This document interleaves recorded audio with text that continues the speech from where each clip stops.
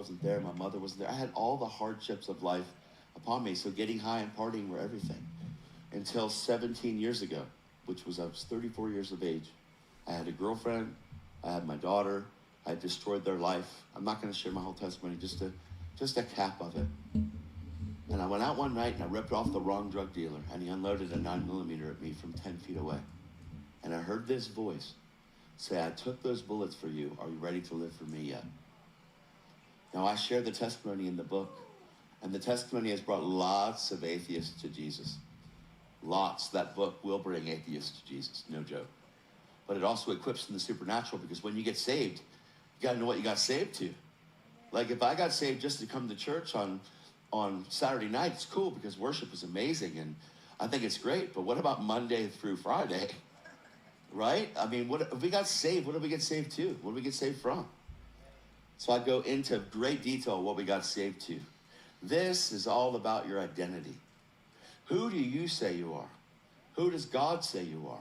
If you can find out those two things right there, it'll change your life. But you first have to find out what God says you are. Because out of what God says you are, then you find out who you say you are.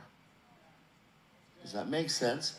To love God with all my heart, with all my soul, with all my mind, and with all my strength.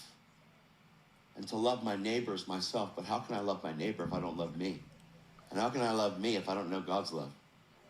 The Father's love is the most extravagant, most amazing love that could ever be. I have real trouble talking about it because it makes me cry because he cares about me.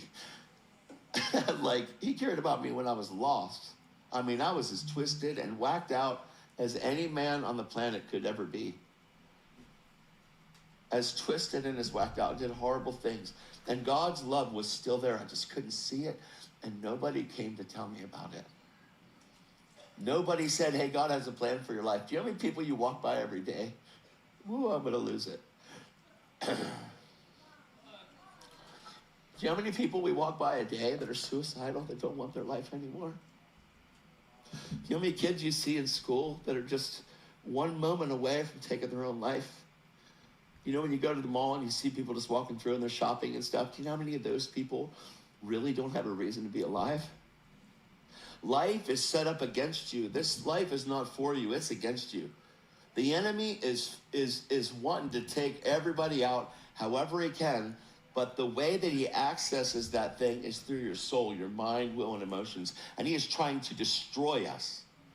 He is in the church. He wants people to just go to the building and do nothing with the gospel outside. He wants us to come here and be excited for youth revival night and have a great time, but he wants us to live